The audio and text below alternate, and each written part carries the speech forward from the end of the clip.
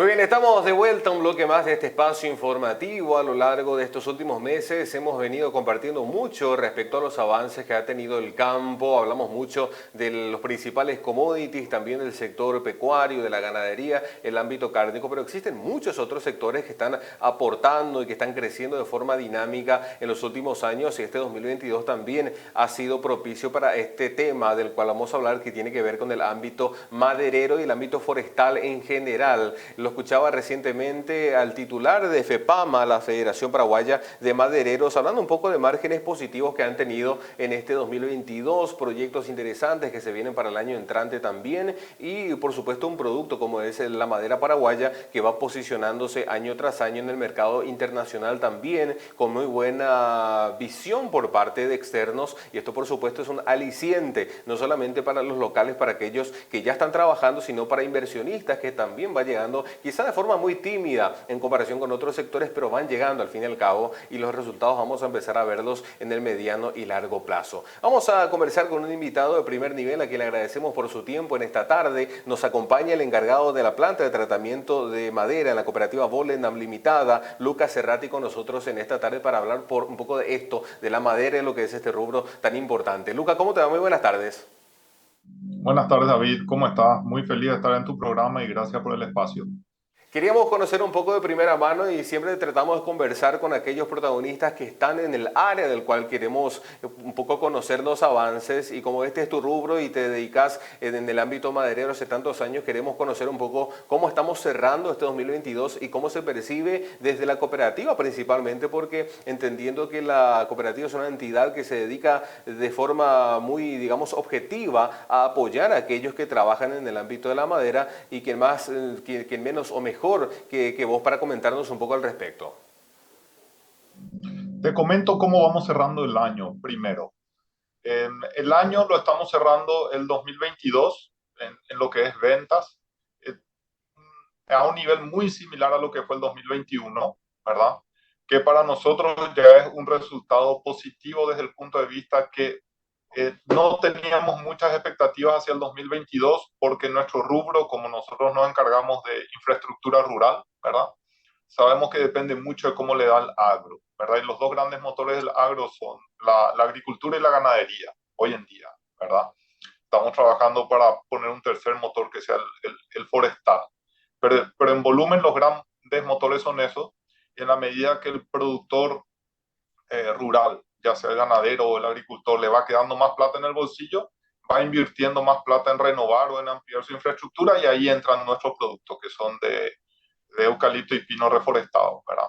Entonces, como nosotros solemos tener una muy buena perspectiva de cómo va a ser el año según cómo está la campaña sojera y según cómo vemos que están los precios, ya sea de los desmamantes o del animal en pie, ¿verdad? Para faena. Y vimos al principio de este año que la situación no estaba muy buena, ¿verdad? Para el agro en general. Entonces, nuestras proyecciones en realidad no eran muy buenas. Finalmente estamos cerrando un 2022 muy similar, un poco por encima de lo que fue el 2021, ¿verdad? Obviamente que eso llevó en un año de ventas deprimidas, que son los que nosotros enfrentamos, mucho más esfuerzo para lograr el mismo resultado, ¿verdad? Y por esfuerzo me refiero a marketing, presencia en ferias, promoción, etcétera, ¿verdad? Lo que sí pudimos ver, y este medio empate entre los dos años, yo creo que lo logramos, eh, entrando en rubros donde antes teníamos menos participación, lo que es la madera tratada en sí, eh, donde vemos más perspectivas de crecimiento incluso para el año que viene. Uno de esos rubros es el área hortícola, ¿verdad? La infraestructura en horticultura es un rubro que está creciendo bastante en Paraguay. Es lo que nosotros vemos, que la inversión en infraestructura de horticultura, que tradicionalmente en Paraguay es media sombra, invernaderos, ¿verdad? Está sufriendo un crecimiento bastante interesante y está migrando de infraestructura que antes tradicionalmente o se hacía en maderas nativas y hierro, ¿verdad? A empezar a utilizar maderas tratadas. Uno, porque el precio del hierro está bastante alto, ¿verdad? Y otro, por la escasez de madera nativa. Entonces fue un rubro en el que nos enfocamos mucho en promoción. Este año mucho en acercarnos al productor hortícola, a los distribuidores que trabajan con los productores hortícolas, y tuvimos resultados interesantes, pero sobre todo lo que más nos interesa es el crecimiento y la proyección de este rubro para el año que viene. Y el otro rubro que es bastante interesante para nuestro sector y que creemos que va a tener un crecimiento también en el año que viene es el de redes de transmisión eléctrica. Hablamos de redes de transmisión eléctrica rural, ¿verdad? Hablamos de entrar a reemplazar el crecimiento de estas redes o la renovación de estas redes donde antes se usaba el carandario, ¿verdad? No estamos hablando de entrar a reemplazar las columnas de hormigón, ¿verdad? Porque es un poco diferente el ámbito, pero sí estamos viendo que está empezando a haber un reemplazo de madera nativa, sobre todo la palma, que es lo que más se usa para redes de baja tensión rural, ¿verdad? Con madera con postes de utilidad que le dicen a los postes de eucalipto tratado. Entonces, ahí es donde vemos perspectivas interesantes de crecimiento para el 2023. Luca, y esto en cuanto a la ¿De demanda. madera se da más en la región oriental, occidental, entendiendo que el Chaco tenemos la ruta bioceánica? Esto me imagino que está generando un dinamismo interesante también en estas zonas. Sí, es muy interesante lo que está. Tradicionalmente nosotros el enfoque lo teníamos hacia la región oriental, pero en la medida que fuimos trabajando también con clientes en la región occidental, nos dimos cuenta del potencial de crecimiento que tiene la región occidental. Hoy en día casi no tenemos el 50% de nuestras ventas en el Chaco, pero sí cerca del 40%, 35-40% de nuestra venta en la región occidental, ¿verdad? Que es algo muy interesante porque tradicionalmente nosotros teníamos en la cabeza que la región occidental es todavía una región que tiene mucha madera nativa para explotar, ¿verdad? Pero aún así están comprando mucha madera tratada de la región oriental, ¿verdad? Hay que tener en cuenta el Chaco tiene una planta de tratamiento en Neuland, pero se usa para tratar quebracho blanco, madera nativa, ¿verdad? Entonces, lo que nos dimos cuenta que este crecimiento está empujado por las piezas de mayor tamaño que nosotros vendemos. Hablamos de postes de 3 a 4 metros para arriba, ¿verdad? Que es un tipo de producto para infraestructura que sí ya se está haciendo escaso en el Chaco. Entonces, sí ya compensa llevar esa madera de la región oriental hacia el Chaco, ¿verdad? Y el Chaco es un motor del crecimiento del agro en Paraguay, entonces la inversión en infraestructura en el Chaco es constante. Nosotros nos dimos cuenta que hasta en los años de peor seca y de peor resultado en el Chaco, ellos no disminuían su inversión en infraestructura. Entonces, tanto la oriental como la occidental son dos motores importantes en lo que es el mercado de madera de reforestaciones en Paraguay. Eso es sumamente interesante. Luca, ¿cómo se mantiene el ranking si podemos hacer un top? Es de las especies más demandadas y si esto podría llegar a cambiar en el corto plazo, obviamente dependiendo ya del ritmo que toma el mercado.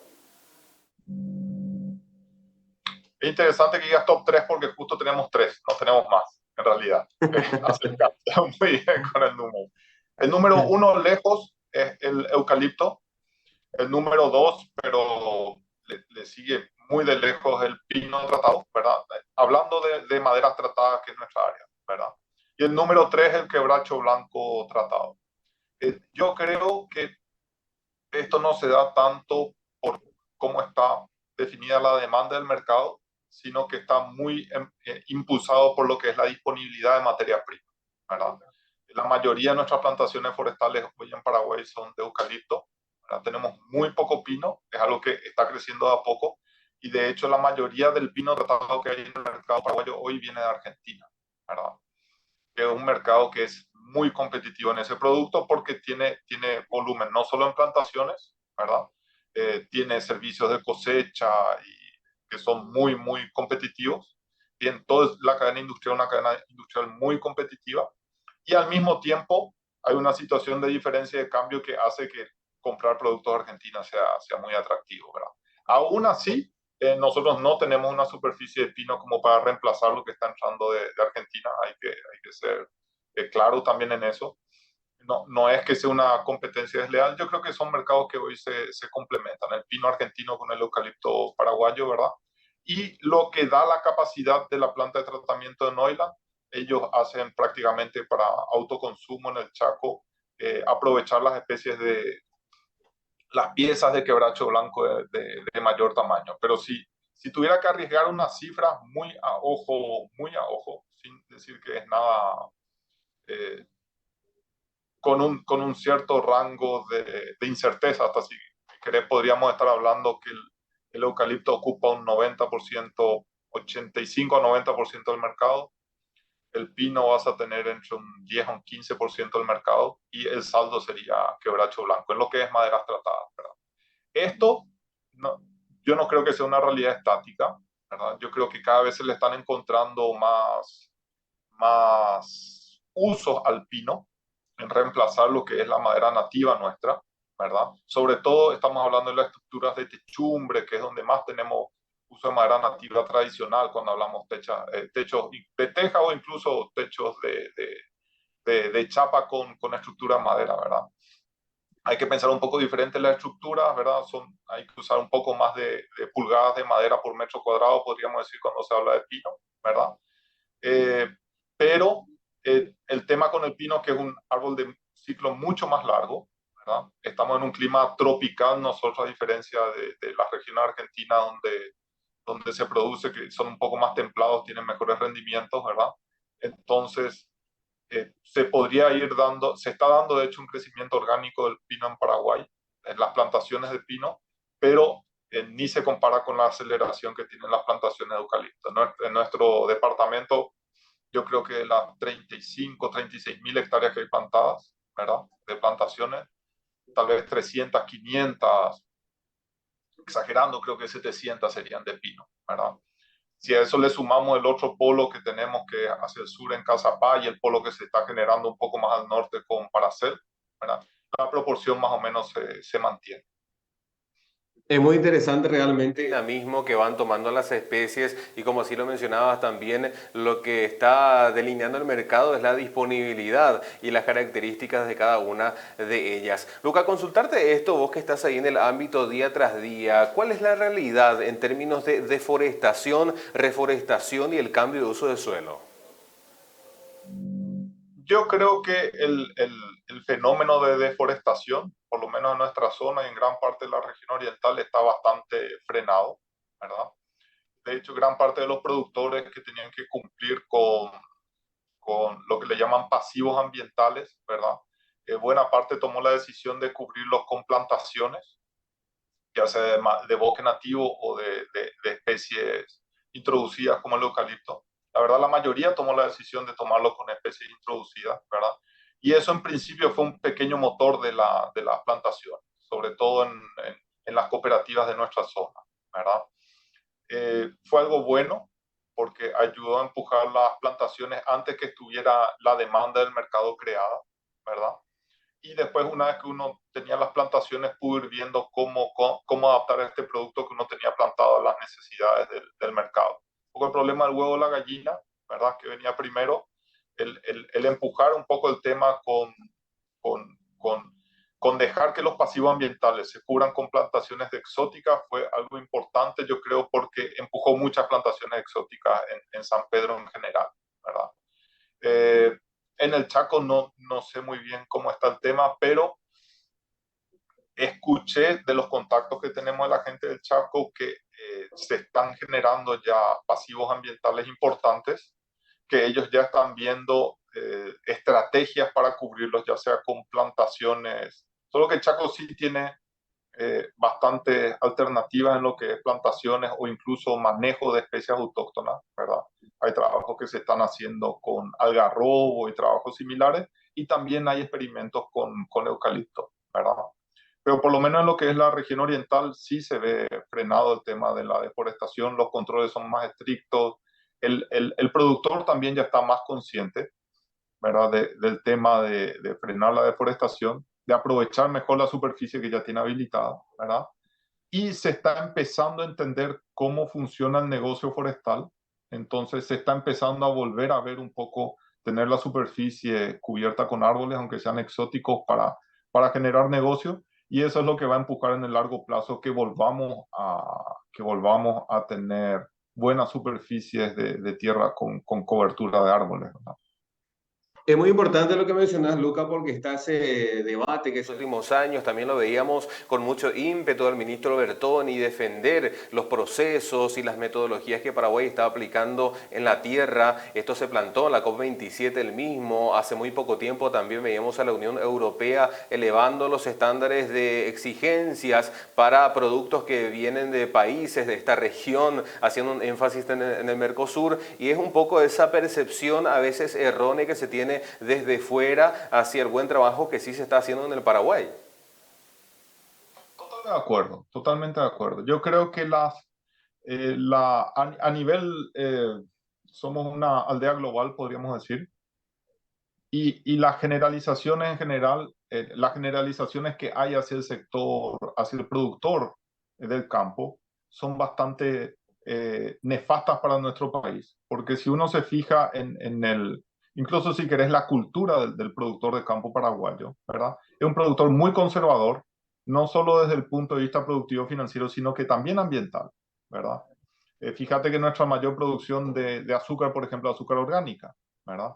No podrías tener eso si no tuvieras productores de caña dulce orgánico empujando eso atrás, ¿verdad? ¿Y eso por qué se da? Porque el productor de caña es un poco reacio a trabajar con productos químicos, siempre prefirió trabajar incluso con abonos orgánicos, entonces eso demuestra un poco qué tipo de productor tenemos nosotros. En otros países la mayoría del engorde de animales se da a través de confinamiento, en nuestro país no. En nuestro país la proporción que tenemos nosotros animales confinados es muy baja comparado con los animales que se están engordando a campo por medios mucho más naturales. Lo mismo tenemos con las plantaciones forestales. Nuestros métodos en general son mucho más conservadores a los métodos masivos que se usan en nuestros países. De hecho, en la zona de San Pedro, es una zona que tiene mucha superficie, por ejemplo, de plantaciones forestales mixtas, que es algo que siempre se ataca en las plantaciones forestales. Se dicen, son los desiertos de eucalipto. Y eso es desconocimiento y una generalización negativa. Nosotros tenemos acá consorcios de eucaliptos con pasturas. La mayoría de nuestras plantaciones en Bolena. Ya se están probando consorcios de eucaliptos con agricultura, con los pequeños productores, con varias especies.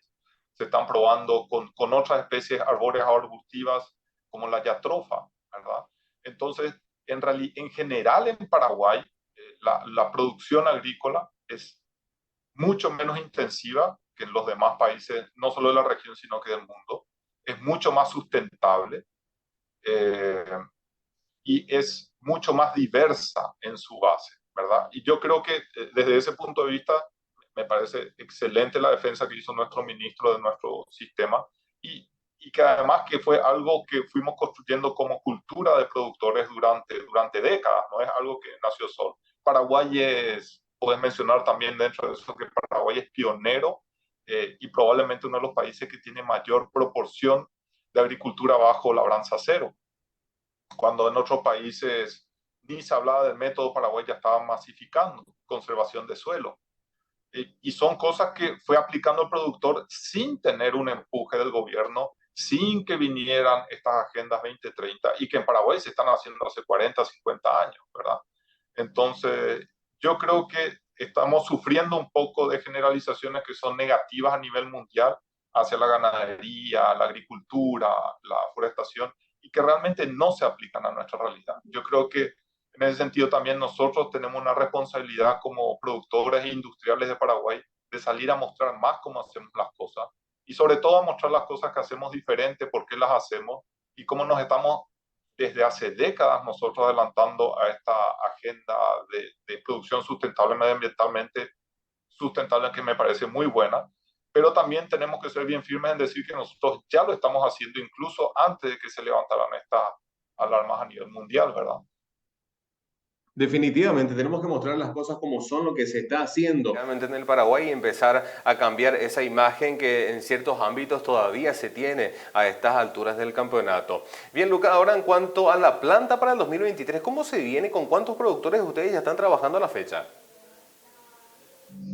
Nosotros trabajamos más o menos con entre 70 y 80 productores pequeños y medianos productores forestales, ¿verdad? Y con tal vez uno o dos grandes productores forestales que son los que están en la zona de San Pedro, ¿verdad? Es un trabajo muy intensivo de retroalimentación, ¿verdad? De evaluación de lo que tiene el productor y de buscar las mejores alternativas para cada uno de ellos, ¿verdad? Tenemos hasta micro vecinos nuestros que son, podría decirse, hasta microproductores forestales, parcelas de media hectárea, incluso hasta a veces de menos de media hectárea, con los que estamos trabajando. Para nosotros es muy importante el trabajo con el pequeño productor, ¿verdad? Y también muy importante el trabajo con el pequeño y mediano prestador de servicio forestal, ¿verdad? Trabajamos como alrededor de entre 5 a 10 empresas de prestaciones de servicios forestales, que parte del proyecto nuestro fue ayudar a formar estas empresas, ¿verdad? A formalizar el trabajo de estos prestadores de servicios, ¿verdad? Conscientes de que tenemos que afectar al ecosistema forestal para que funcione todo, ¿verdad? Entonces nosotros la cooperativa empezó trabajando muy fuerte con el productor forestal y al mismo tiempo con el prestador de servicio forestal. De hecho, para el año que viene ya se está materializando, de hecho, ahora se está construyendo al lado del predio nuestro, ¿verdad? Un centro de capacitación, ¿verdad? Tanto para prestadores de servicios forestales, pero que va desde el campo hasta la carpintería, ¿verdad? Entonces, va a ser un centro de capacitación forestal, es un proyecto de la cooperativa con la ayuda de la GIZ, ¿verdad? Es una segunda etapa del proyecto que empezó con la impregnadora, ¿verdad? Entonces, la idea siempre fue agregar valor al producto. Entonces, el razonamiento detrás de la segunda etapa es qué más valor le podemos agregar. Entonces, se empezó a trabajar en las etapas posteriores que ya son del uso de la madera tratado, de la madera industrializada, tanto como profesionalizar más aún el trabajo de los prestadores de servicio en campo. Entonces, ya empezaron los cursos, ahora se está construyendo la infraestructura donde van a continuar los cursos, ¿verdad? Que van a ir desde cosecha forestal, carpintería industrial en madera, carpintería en construcción en madera, y esperamos, nuestra meta es formar esos pequeños prestadores de servicio y también pequeños industriales, pequeños constructores en la madera que después puedan aplicar lo que conocen en nuestro departamento, también en Paraguay, ¿verdad? Y con esto masificar también el uso de nuestro producto y ir generando un motor de crecimiento alternativo. Qué bueno eso, Lucas, realmente muy ¿Qué positivo. etapa del año se espera la habilitación de este centro? Y por otro lado, ¿hay algún tipo de requerimiento, características que tiene que cumplir aquel que quiera formar parte de esta iniciativa? Nosotros, para la primera etapa, que es el año que viene, ¿verdad? Las inscripciones por lo general las hacemos de gente que sea de la zona del departamento de San Pedro, porque la idea es afectar directamente, capacitar la mano de obra local antes de hacer crecer el anillo más hacia afuera. Entonces, para el primer año es más para residentes del área del departamento de San Pedro. El único requerimiento más allá sí hay ciertos requerimientos básicos de escolaridad porque hay ciertos temas en matemática y demás que son importantes, se le van a dar herramientas administrativas también, algo de contabilidad básica, pero nada que con un tercero de la media aprobado no se vaya a entender, ¿verdad? Eh, la inauguración yo creo que está programada para entre febrero y marzo. No es exactamente mi área, ahí está encargado el ingeniero forestal Norbert Weichselberger, pero más o menos así como va la construcción, estaría para ahí empezando a funcionar ya el centro.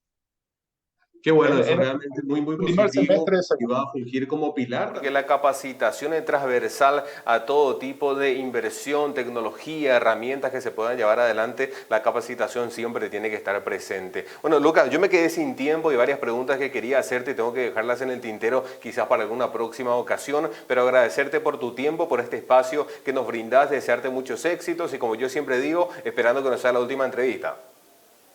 igualmente, tenemos el mismo deseo de este lado, esperamos también que no sea la última entrevista.